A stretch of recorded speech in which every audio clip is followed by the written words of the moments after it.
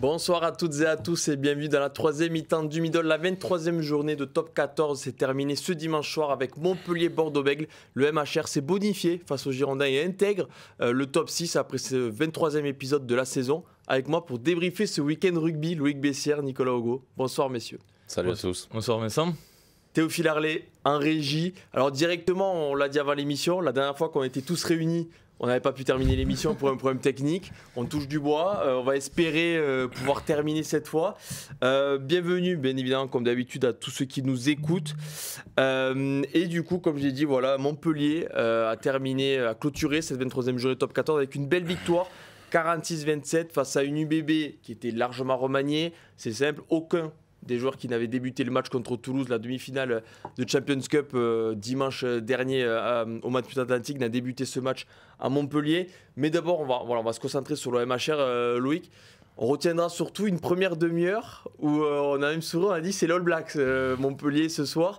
Parce qu'ils réussissaient tout ce qu'ils tentaient, tout simplement. Ah ouais, c'était la première fois de la saison qu'ils étaient programmés le dimanche soir et visiblement ils avaient envie de briller en prime time parce qu'on a tout simplement pas reconnu Montpellier en fait, qui était une équipe qui c'est vrai basait pas mal son jeu sur les avants, qui marquait pas mal de ballons portés notamment par WLC. Ce soir, franchement ils ont envoyé du jeu de partout et je pense qu'on a tous pris beaucoup de plaisir à les regarder jouer. Alors c'est vrai qu'il y a notamment, tu le disais Vincent, cette première demi-heure où ils sont tout simplement injouables. Ils réussissent tout ce qu'ils tentent. Nouchi a réussi plusieurs chistérages. J'ai souvenir de cette passe sur un pas de Boutier sur l'essai de Moustin. Franchement c'était un plaisir à avoir joué et, dans cette prestation majuscule, on retiendra surtout la performance de Anthony Boutier qui était à la main pour la première fois de la saison et qui franchement a métamorphosé ce MHR en envoyant du jeu de partout et Maël Moustin sur l'aile a brillé tout simplement. Dès qu'il touchait le ballon il avançait, il a mis un doublé, donc franchement on s'est régalé de voir ce MHR et on aimerait voir ça plus souvent. Mais est-ce que, alors c'est pas méchant vers les Montpelliérais, mais ils nous ont surpris de manière positive parce qu'ils ne nous avaient pas habitués à jouer autant, à déplacer autant le ballon. Il faut dire aussi qu'il a plu avant le match, donc le ballon était humide, ce qui rend la performance encore plus belle, mais c'est vrai qu'ils ont surpris un peu tout le monde, et notamment l'UBB. Montpellier a joué comme ça aux ailes, a touché les ailes et a trouvé des espaces. Je ne vais pas minimiser leur performance, mais il faut remettre dans le contexte. Oui. Je pense que le début du match leur a été favorable parce que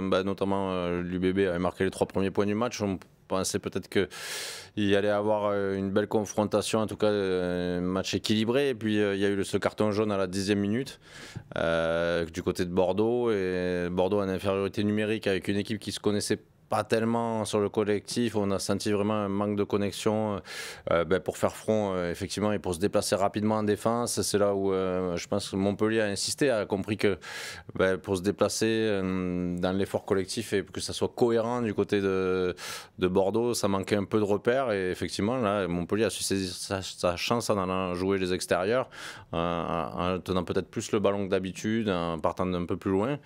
Là il faut le reconnaître, c'est tout à leur honneur, mais effectivement ils avaient en face une équipe qui a forcément manqué de connexion et de repères. Et à 14 contre 15, ils ont pris 2 essais.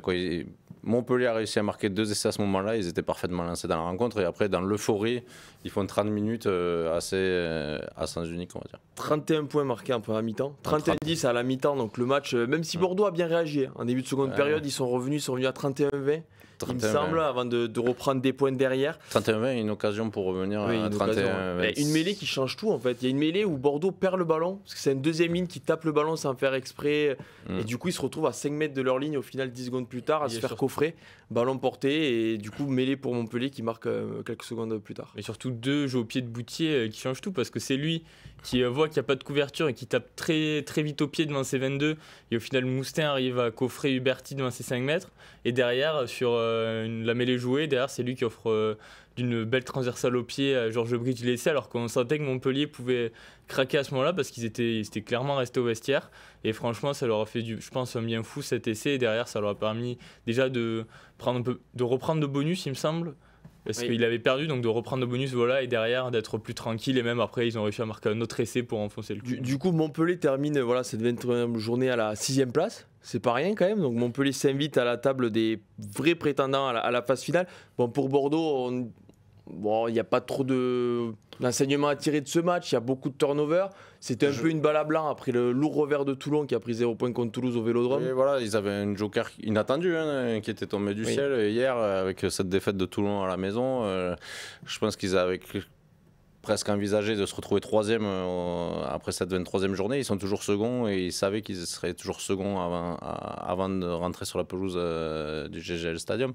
Donc c'était vraiment un bonus. Il faut le prendre comme ça et finalement je trouve que quand même avec cette volonté de ne pas baisser totalement les bras alors qu'effectivement 31 points encaissés en 30 minutes ça fait beaucoup d'équipes auraient pu complètement lâcher et ils ont réussi à revenir un peu. On a eu un suspense pendant quelques minutes dans la seconde période et surtout on a vu peut-être Bastien Vernitaille faire un bon match, montrer qu'il était là. Voilà, il y avait des joueurs qui devaient se montrer. Il y a une rotation, mais il y a aussi des places à gagner sur la feuille de match et pourquoi pas sur la composition de la finale. Je pense à Bastien Vernitaille, il y a Bentham Ifuna qui n'avait pas enchaîné de match depuis le quart et demi de Champions Cup. Il n'avait jamais enchaîné 2 matchs. Là, il en fait 2 en une semaine, donc c'est un signe positif. Tevita Tatafou qui a retrouvé la compétition et qui peut reprendre du rythme, on espère, jusqu'à Cardiff. J'ai noté la bonne entrée de Conorsa aussi en deuxième mi-temps, qui confirme que c'est certainement le numéro 2 au talonnage en vue de cette finale. Y a plusieurs choses positives. Yone Chigaray qui jouait à l'aile, voilà, on a beaucoup parlé de Penaud et de sa blessure. On peut penser que derrière à la patrouille de France, il y a peut-être plus d'alternatives que l'année dernière, puisqu'il y a aussi Huberti qui peut jouer à l'aile, on sait. Et donc il y a quelques signes intéressants. Ouais, et du coup, Théophile me le faisait remarquer. Oui, c'est vrai que Boutier a impressionné. Dans le chat, il parle.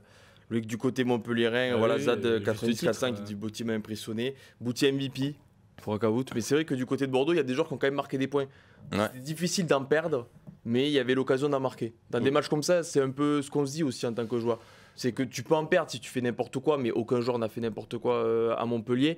Mais il y en a qui en ont marqué. C'est vrai que Chigaray continue de. Chaque sortie, il marque des points. Mais justement, lui, il a des points marqués parce qu'il y a Damien Penaud qui est toujours blessé. Parce qu'on peut se dire, est-ce qu'il si jamais son disponibilité se prolonge, est-ce qu'il ne pourrait pas aller chercher le maillot, comme dirait le sélectionneur du 15 de France?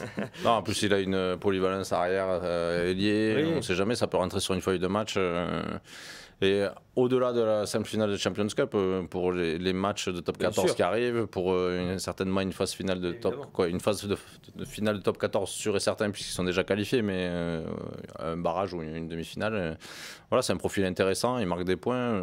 Je pense que Bordeaux n'a pas tout perdu ce soir à Montpellier. N'a pas tout perdu et a encore 2 points d'avance sur Toulon. Exactement. Voilà, la semaine prochaine, Bordeaux qui recevra Castres à 14h30 et du coup Toulon qui ira à Pau. Du coup, pour cette guerre à distance, un peu pour la place directement qualificative pour les demi-finales. C'est quand même quelques politesses entre Toulon et Bordeaux. Personne ne veut y aller. En fait, je pense qu'ils préfèrent jouer le barrage. Je te le dis honnêtement, je pense qu'ils préfèrent jouer le barrage. Non, plus sérieusement, voilà, bon, 0 point pour les deux. Après, on y reviendra, mais c'est un peu moins surprenant pour Bordeaux, surtout vu le contexte, en ayant joué une demi-finale contre Toulouse il y a 7 jours avant ce déplacement à Montpellier. Mais c'est un peu moins surprenant pour Bordeaux que pour Toulon, mais bon. Voilà. En tout cas, Bordeaux a 2 points d'avance sur Toulon. Donc pour l'instant, est qualifié directement en demi-finale. Mais il reste 3 rendez-vous et il ne faudra pas les louper. Messieurs, on va passer à l'ovation du week-end et un match où tu étais, Nico. Donc petit jingle et on s'en va en Catalogne pour parler un peu de l'USAP.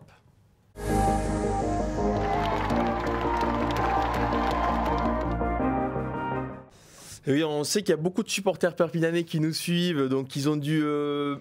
autant stressés qu'ils ne sont heureux après ce match, tu penses, Nico, toi qui étais au match.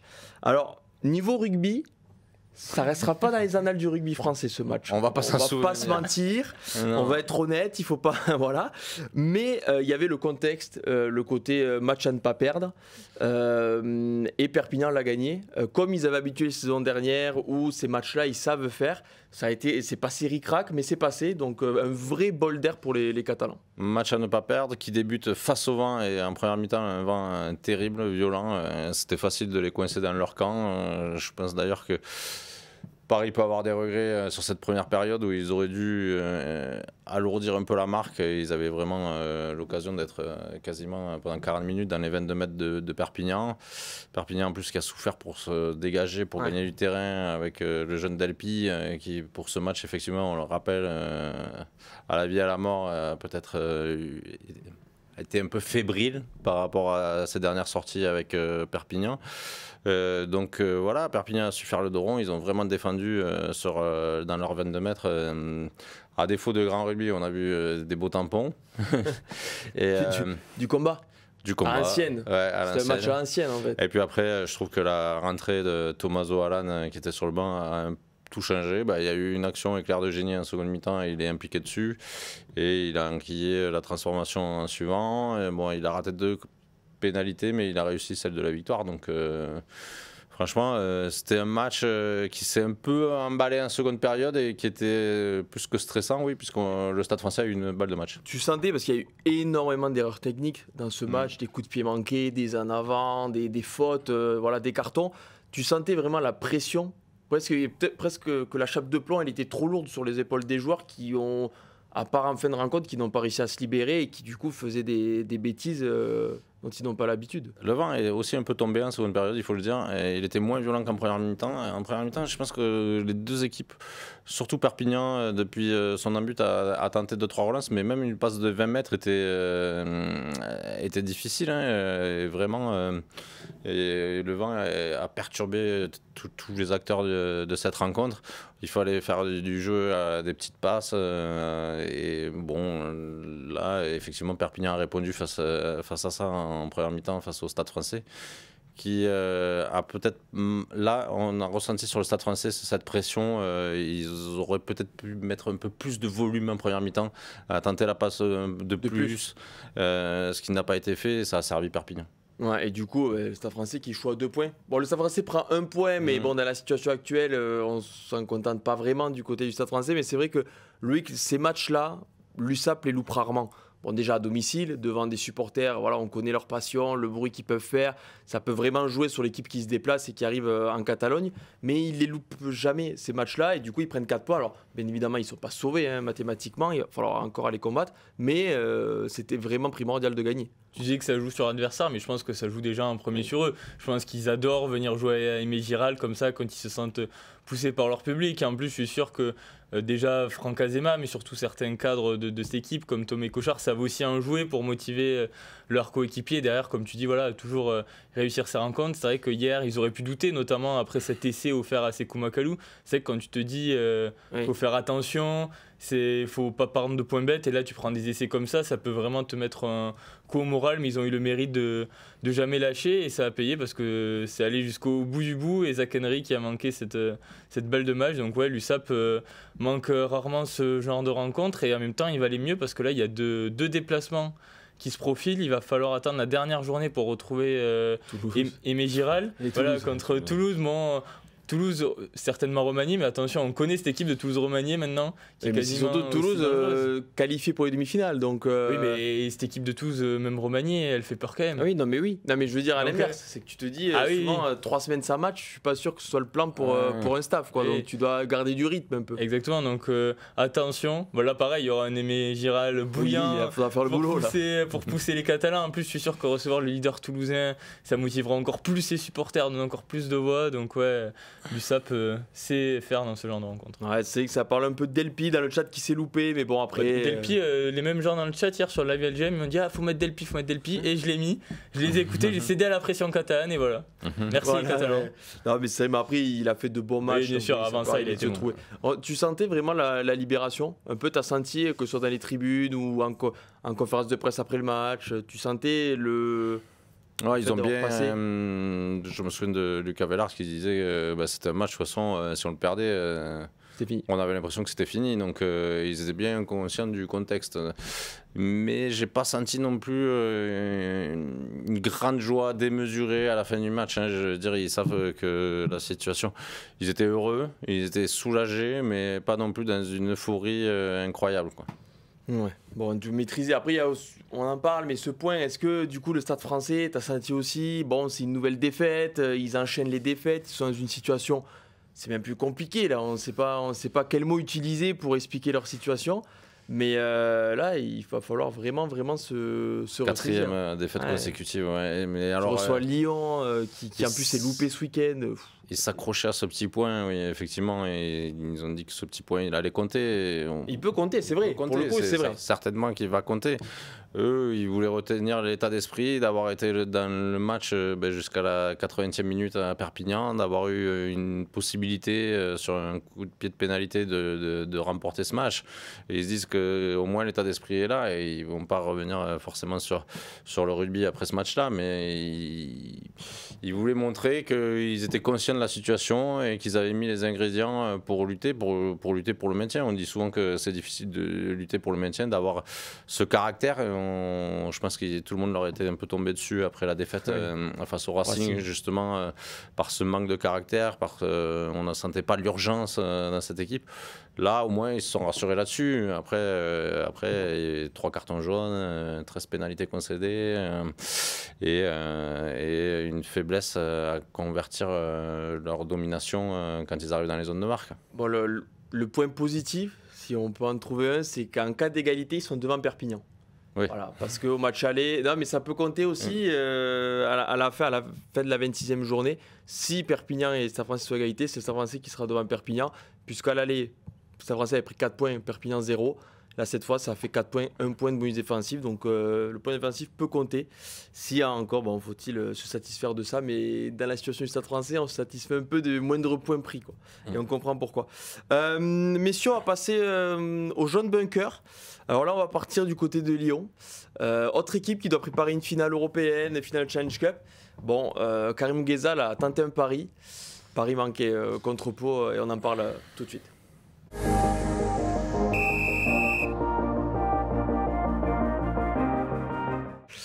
Donc oui, le Loup qui s'est incliné de 2 petits points, 29-27 à domicile. Alors en fait, pari manqué parce que Karim Ghezal a décidé de faire large turnover dans son effectif. Baptiste Couillot n'était pas dans les 23, Léo Berdeux n'a pas joué. Et du coup, Pau a réussi beaucoup. Alors le mérite revient pas loin déjà pour l'avoir emporté, puisque Lyon est revenu, mais ils ont eu le caractère pour tenir. C'est que Lyon a cette finale Challenge Cup à préparer dans 2 semaines contre Basse. Il y a aussi ce déplacement contre le Stade Français où on se dit que Karim Ghezal, qui on rappelle a débuté la saison au Stade Français, qui s'est fait écarter après quelques journées, a peut-être à cœur d'aller l'emporter à Jean-Bouin avec sa nouvelle équipe qui est le Loup et qui fonctionne bien quand même depuis plusieurs semaines. Et du coup, il a quand même loupé un pari ce week-end en faisant tourner contre Pau, à voir si ils arrivent à réagir cette fameuse pelouse de Jean-Bouin. Il connaît bien Ghezal, il connaît bien. Effectivement, je pense que lui aussi, avec une finale de Challenge Cup, il peut gagner un titre à Lyon pour son arrivée dans le club. Forcément, il y avait un match sur lequel il fallait faire une rotation et il a choisi de le faire face à la section paloise. Il devait peut-être penser que les Palois n'étaient plus dans la course, n'y croyaient plus, après notamment leur défaite à domicile face à Bordeaux. Effectivement, là, Paris manquait. Les Palois, il leur restait 2 déplacements, donc à Lyon et à Vannes. On pourrait se dire que celui qui a visé, c'était celui à Vannes. Je crois que les Palois aussi, ils avaient conscience que quand ils allaient se rendre à Vannes, ça serait peut-être le dernier match de top 14 à Vannes et que Vannes allait vouloir sortir par la grande porte. Donc finalement, s'il y avait un coup à faire, il était peut-être plus à Lyon qu'à Vannes et c'est le pari qu'ils ont aussi fait de leur côté. Donc c'est 2 paris, mais il y en a un qui a marché. Il y en a un qui a fonctionné, mais du coup, le Loup, ça peut coûter cher dans la course au top 6. Après, tu joues sur les 2 tableaux, oui, au bout d'un moment, il faut faire des choix. Quand il ne paye pas, on le dit. Quand il paye aussi, mais là, pour le coup, ça n'a pas payé. Et Karim Ghezal a assumé à la fin, au micro de Canal+, il le disait, voilà, je fais tourner depuis que je suis arrivé. Là, j'ai fait un peu tourner, ça n'a pas fonctionné. Bon, après, on passe à un autre match, quoi. Il s'est retrouvé peut-être dans une situation, ça veut dire que si on compare à Bordeaux, qui lui est déjà sûr de participer à la phase finale, Lyon, c'est déjà une phase finale qui a commencé dans la lutte pour le top 6 là, avec Montpellier qui revient, La Rochelle qui est sur une énorme dynamique. Il y a Pau qui s'accroche, Clermont qui est toujours là, Castres aussi. En fait, c'est une phase finale qui a déjà commencé, presque à élimination pas direct, mais presque tous les week-ends. Je ne sais pas si en fait ces équipes-là ont vraiment le luxe de pouvoir faire tourner sur les 4 dernières journées en fait. Ouais, mais en fait, tu as le risque de tout perdre. Eh oui. C'est-à-dire que si tu arrives émoussé, en fait, tu vas arriver émoussé contre Basse, tu vas prendre une tôle.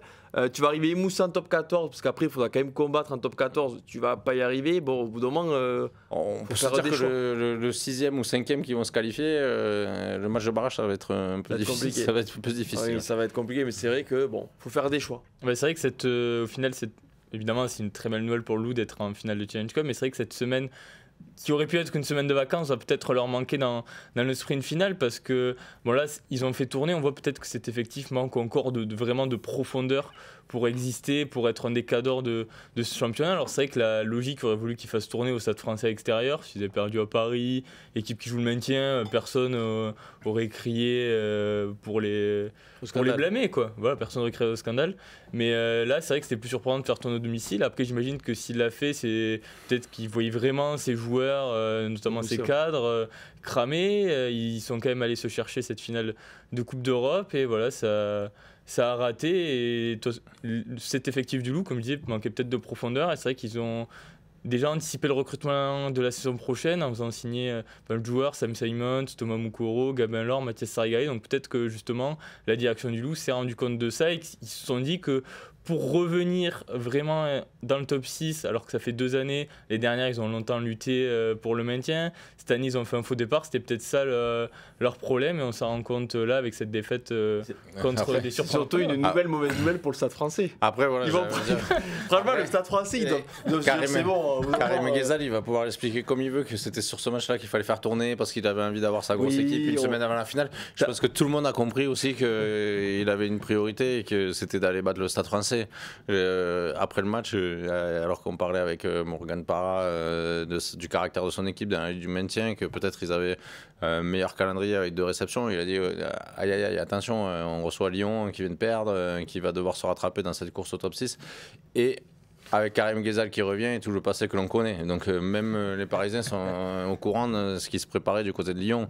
Je pense que ça va être un match assez incroyable à vivre, ce Stade Français Lyon la semaine prochaine. Ça va être un match qui va compter, ouais. Et surtout que ce synthétique de Jean Moin convient très bien aux qualités du Loup, et notamment de Baptiste Couillot et de Léo Berdeux qui se régalent en jouant sur le synthétique. Nina Julie, il y a du monde. Hein. Il y a du monde qui se régale puisque Lyon joue sur synthétique à domicile. Exactement. Donc ils sont habitués. Mais c'est vrai que ce Stade Français Pau, j'allais dire non, Stade Français Lyon vaudra le coup d'œil. Mais bon, est-ce qu'il y a un match qui ne vaut pas le coup d'œil en top 14 ? En ce moment, c'est plutôt sympa quand même. Parce que surtout, on a vécu un multi de fou. Hein. Ah oui, alors toi, t'étais à Perpignan, donc. Non, mais je suivais un peu le multi quand même. C'était franchement. Je pense que ça m'a trop avancé. Je pense que c'était le plus beau multi depuis le début de la saison. C'est-à-dire qu'à la 75e, on ne savait pas qui c'est qui allait gagner de chaque côté. Les joueurs de Paris aussi suivaient bien le multi, puisqu'à un moment. Tu penses qu'ils étaient sur Ibirama ? Je sais pas sur quoi ils étaient, mais. Ils avaient la connaissance du résultat de La Rochelle. Hein. Ah ouais, ouais. Tu les as vus exulter sur le drop d'Astoy On a pu les voir sur des images, regarder le live et savoir que La Rochelle venait de battre Vannes. C'est normal. Au même moment où ils obtenaient la pénalité de la gagne. Ne t'avance pas trop. On va en parler de cette défaite frustrante de Vannes dans quelques minutes. Mais d'abord, alors c'est un peu spécial. Il va y avoir le jingle la grande mêlée pour le MVP. Mais je vous explique, jingle, Théophile, on va donner un peu de boulot à Théophile et après je vous explique. Oh, ça lui fait pas de mal.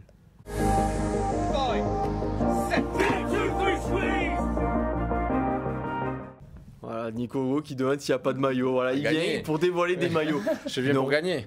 Non, parce que oui, c'est le bon maillot rugby qui nous sponsorise, mais quelques émissions où on dévoile des maillots. Tu peux commander, il y a un code promo. Ouais, il y a un code promo d'ailleurs, c'est vrai. Non, juste je vérifie parce qu'en fait, le MVP la grande mêlée jusqu'à ce dimanche soir 22h30, c'était Mathis Castro Ferreira, le 3e in toulousain.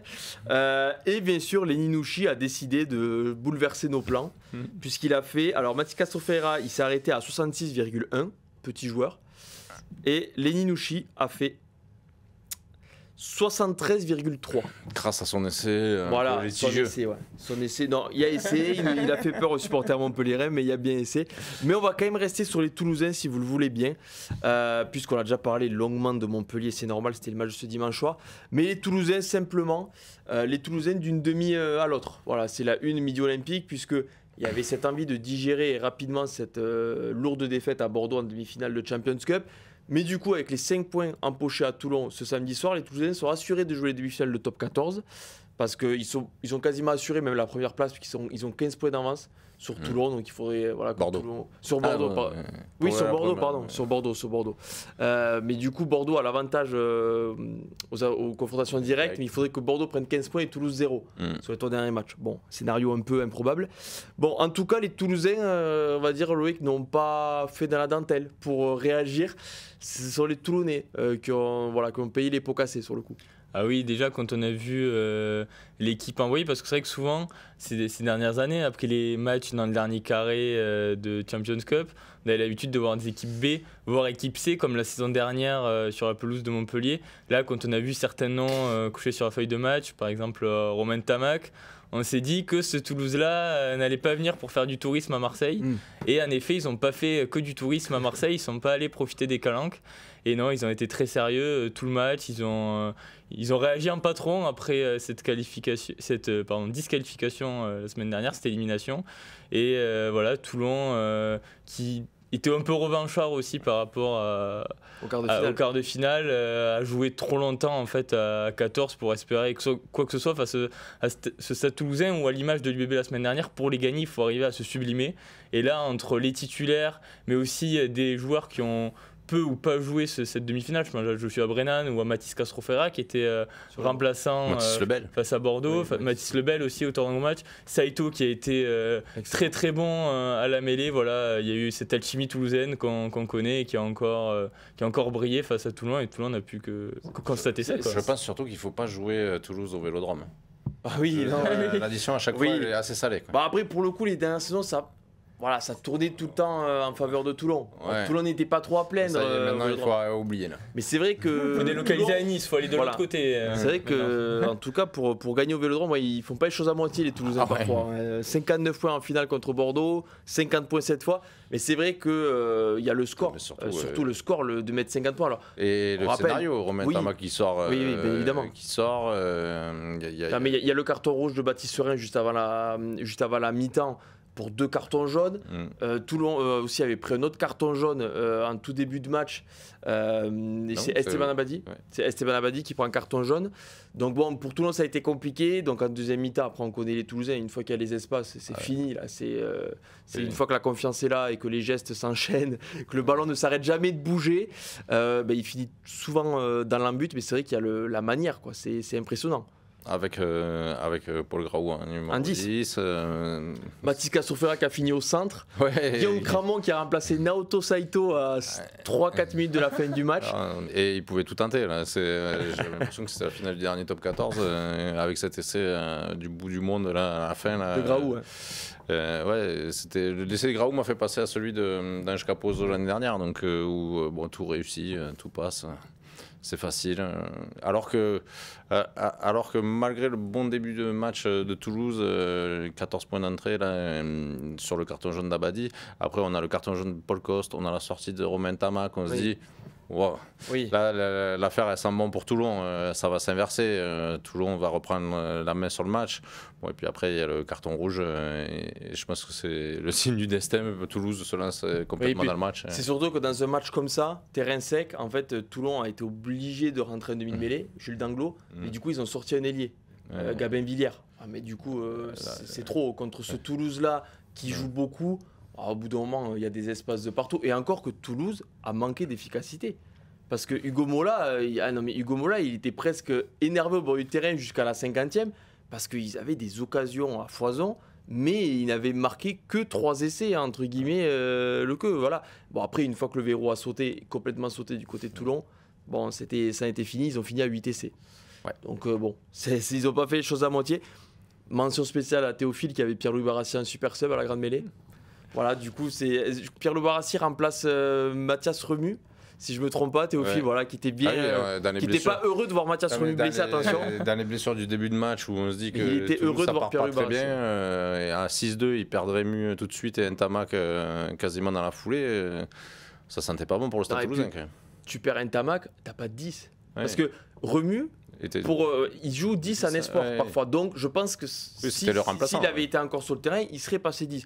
Mais là, au bout d'un moment, tu n'avais plus. Et Capozzo qui a boité pendant 60 minutes, qui s'est fait mal en même temps quasiment qu'Ntamak, et qui, bon, on a vu son match, il a fait un match énorme, mais il boitait de plus en plus. Mais il a quand même serré les dents avant de sortir vers la fin. C'est Castroferra qui l'a remplacé. Donc bon, ça a bricolé, mais ça a bien bricolé puisque 50 points. Un mot rapidement sur Toulon, ça va plus du tout depuis le quart de finale de Champions Cup. Il y a eu cette victoire à l'arraché contre Clermont, mais 30 points pris contre Vannes. Et là, hier, le carton rouge a un peu a été fait une sorte de loupe grossissante. On a eu l'impression que, oui, effectivement, à 14, ils ont été vite dans le rouge physiquement. Alors qu'on se disait que cette équipe de Toulon était peut-être la mieux armée pour contrer le Stade Toulousain, avec une équipe puissante, lourde, difficile à manier à l'impact, des gros groupes pénétrants. On s'est dit ils ont la densité physique pour rivaliser et être peut-être l'outsider numéro 1 en phase finale, sachant que l'UBB avait la phase finale qui arrivait de Champions Cup et qui vont aller jusqu'au bout. Mais là, effectivement, alors je sais pas, je pense que vraiment le carton rouge a joué et a accentué cette débauche d'énergie. On les a sentis un peu... faible. En plus, on a souvent vanté, et à raison, le talent de Baptiste Serin, mais avec l'expérience qu'il a, c'est difficile quand même, ces fautes. La première, bon, allez, ok, tu fais une faute qui est grossière, tu prends un jaune. Mais il a averti 10 secondes avant sa faute, il a averti par l'arbitre trop de fautes dans ces zones. Mettre le pied comme ça. Alors oui, peut-être que pour lui, il se dit ça va passer, mais c'est compliqué quand même pour un joueur qui est le capitaine, expérimenté. C'est dans le feu de l'action, c'est difficilement explicable quand même. Bon, et ça a coûté cher. D'ailleurs, Pierre Mignoni l'a pas vraiment épargné en conférence de presse. Je sais pas si vous avez vu les déclats, mais bon, après Baptiste Serin, du coup, qui pourra pas jouer à Pau. Attention à Pau. À ce match, tout à l'heure dans l'action, on le disait, Toulon n'a pas eu sa crise cette saison. Il faudrait pas qu'elle arrive au pire des moments. Non, mais c'est vrai que Toulon a toujours sa période de crise, sans caricaturer. Là, elle arriverait au pire des moments, même s'ils sont assurés d'être dans le top 6, donc ça sera pas non plus dramatique. Mais c'est vrai que à Vannes, Pierre Mignoni déjà n'est pas content. Il avait pointé l'attitude parce qu'il y a quand même eu une bonne première mi-temps, un bon retour de vestiaire, mais après, pas grand-chose. Là, ils en prennent 50. Est-ce qu'il y a quand même un lien? Ça fait 2 matchs où il passe à travers, 2 matchs où il n'y a pas David Ribans. C'est vrai que c'est quand même... à Vannes, moi je trouve qu'il a cruellement manqué. Là, hier, forcément, en jouant à 14, c'est différent, mais c'est vrai que sa puissance, ce qu'il amène même en mêlée, en touche, c'est quand même quelque chose, et peut-être qu'on se rend compte de son importance maintenant, quoi. Ça manque un peu d'essence pour finir. Ouais, mais c'est un peu l'impression qu'ils donnent. Physiquement et mentalement, depuis l'élimination en quart de finale. L'élimination en quart, elle a vraiment fait mal. Ça a été vraiment dur. Après, ils ont besoin d'un petit truc. Ils ont besoin d'un petit truc pour leur redonner une dynamique positive. Il y a des blessés dans toutes les équipes. On pensait que Vannes, ça serait justement l'opportunité de relancer une dynamique positive, ratée. Le Vélodrome face à une équipe de Toulouse remaniée, on se disait là ils vont repartir sur une dynamique positive, ratée. Là ils vont à Pau sans effectivement Baptiste Serin. Après c'est vrai que tu as l'impression que ça manque un peu d'essence, que bien sûr les pépins s'enchaînent comme dans toutes les situations comme ça. Tu perds Jaminet, tu peux pas compter sur Ribans, tu as Serin qui prend ce rouge, ou tu te dis même si un mec comme ça fait des bêtises, il montre pas vraiment l'exemple à ses coéquipiers. Bon c'est forcément c'est compliqué, mais après il va falloir, après ils sont pas trop inquiétés, même pour la 3e place, Bayonne est à 7 points. Non, la 3e place, ils sont pas trop inquiétés, mais c'est vrai que ça sera frustrant s'ils ne sont pas dans les 2 premiers parce que les cartouches, ils les auront eu. Ils refont un barrage. La Rochelle. Connaît 6e qui s'appelle La Rochelle. Attention quand même, ils le regretteront peut-être. Tout le monde le voit là arriver. Pourquoi vous le voyez pas, le Toulon-Castres? Castres peut pas aller faire le quoi, Toulon? Il sera 5e. Ouais, je préfère. Non mais oui, du coup Toulon qui devra réagir à Pau samedi prochain.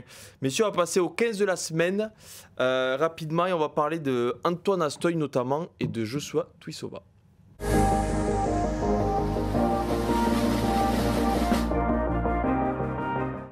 Donc donc oui, c'est le geste du week-end presque. C'est en tout cas l'action du week-end.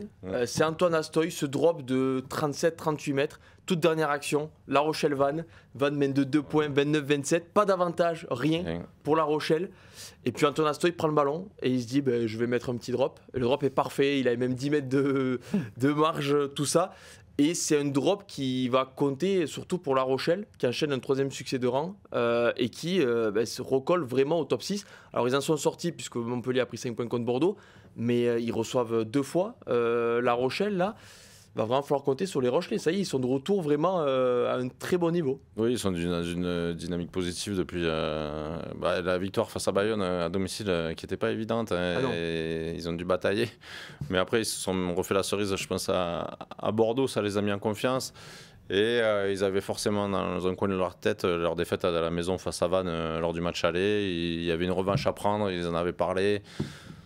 Pour eux, dès le match à Bordeaux, ils parlaient de ce match à Vannes, alors qu'il y avait une semaine de repos, qu'ils auraient pu rester sur voilà, on est revenu, on va se reposer. Non, ils parlaient vraiment de ce match à Vannes. Ils étaient en mission et je crois que cette équipe s'est remis sur le droit chemin et de nouveau en mission et ils croient en eux. Ils ont des certitudes quand même sur les dernières saisons et ça, c'est pas parti. Grégory Aldrit revient comme général. Il y a Skelton qui est là, Tonio qui est là. Leurs meilleurs joueurs des dernières saisons retrouvent leur niveau. Donc effectivement, ça sera une équipe. Moi, je me mettrais une pièce sur eux en phase finale. Ouais, et c'est surtout, tout n'a pas été parfait. Ils ont fait un bon début de match, puis après, ils se sont fait longtemps dominer par les Vantais. Ils étaient derrière à la toute dernière seconde. Mais c'est vrai que ce drop d'Astoy, c'est un peu le symbole, lui, que ça y est, depuis 3 journées, la pièce tombe du bon côté. En fait, ses actions, il l'a dit, Antoine Astoy, il avait loupé le drop contre le Leinster en Champions Cup en début de saison.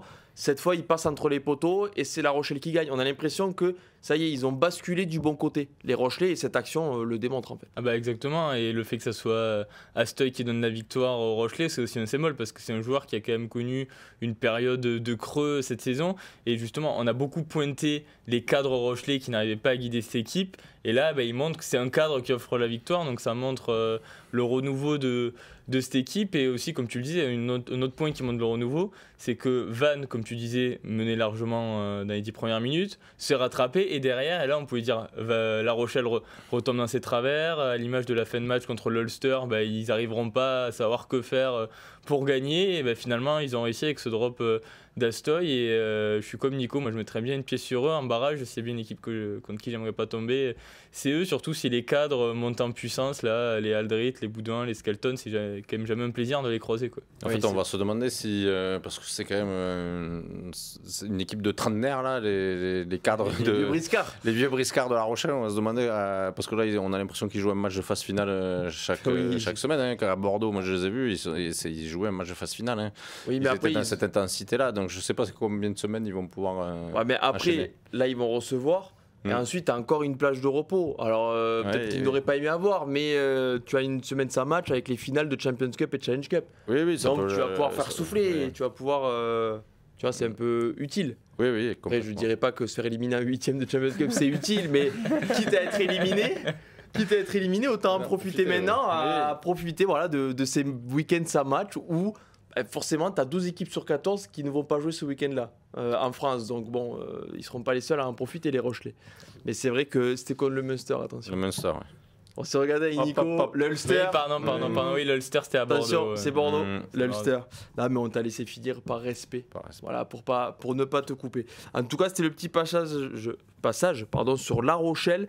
Et pour finir, alors, il y a un joueur qui a joué au bowling ce week-end, je ne sais pas si vous l'avez vu. C'est Joshua Tuisova. Donc Joshua Tuisova qui a vécu un match un peu particulier, on l'a vu beaucoup énormément ému lors de l'hommage à Josiah Raisuke, l'ailier de Castres, tragiquement décédé ce jeudi matin. Et du coup Joshua Tuisova, à l'heure de jeu, un peu après, sur une touche, lancé de Kaitou, en fond, mais vraiment en fond d'alignement, c'est-à-dire directement pour le premier centre, Joshua Tuisova, qui ensuite a poussé tous les défenseurs de Bayonne, c'est-à-dire Rafu, il a mis Manu Tulagi qui revenait en travers sur les fesses, et il a fini dans l'embut en trottinant.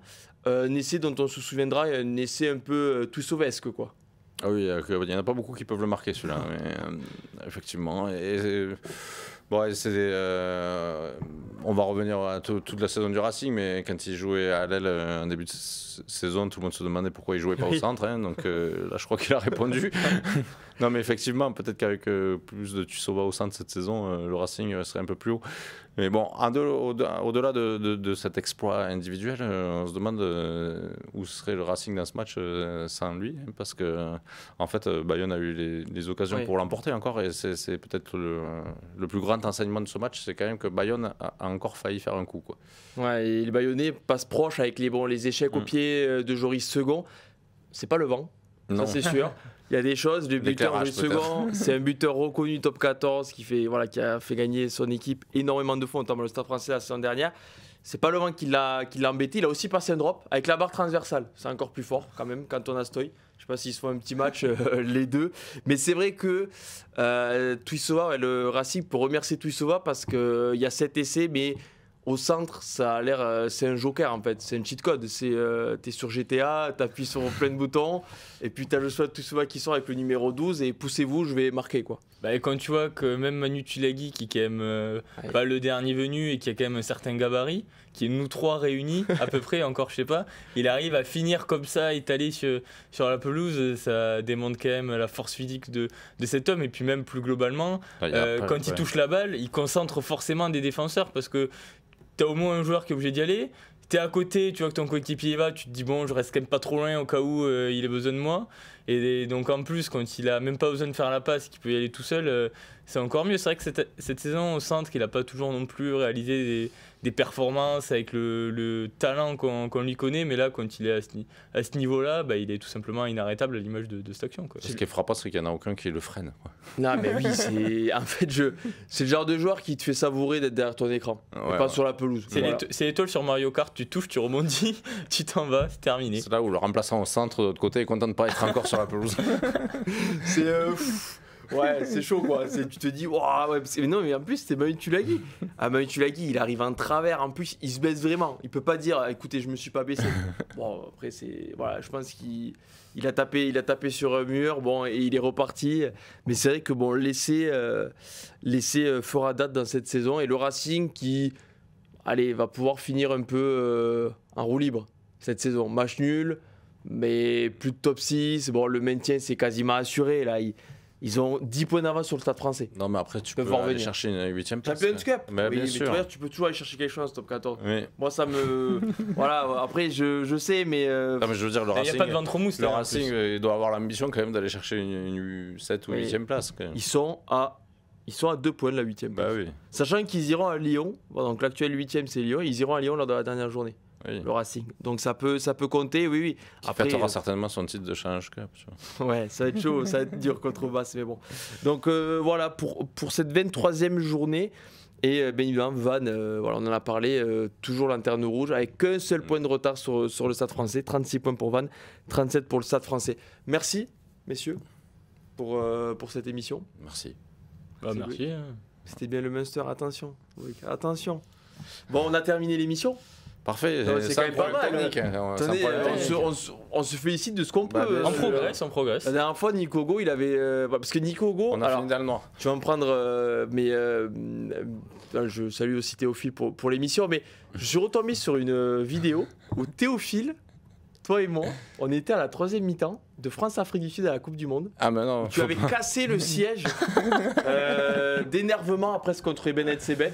Tu lui as jamais dit en face d'ailleurs ce que tu as dit ce jour-là. Non, mais je tiens à le dire. Mais voilà, tu as cassé un siège, tu as cassé une émission dans une prise de parole. À chaque fois que tu es dans une émission, sache que j'ai une pression particulière. Qu'est-ce qu'on va casser de ne pas la terminer. Termine vite parce qu'on ne sait pas ce qui peut arriver. Voilà, ça peut être l'erreur bête, c'est-à-dire il croit avoir terminé, non, tout est coupé. Non, mais voilà, donc merci Nico de nous avoir laissé terminer. Merci à tous de nous avoir suivis. Merci Théophile. Et bien sûr, comme d'habitude, jeudi 18h, nouvel épisode de Kick-Off Rugby. Et dimanche prochain, après La Rochelle-Montpellier, match important pour la 6e place, 3e mi-temps. Live la grande mêlée samedi matin. Bon, comme d'habitude, vous êtes des habitués maintenant. Merci à tous. Ciao, ciao.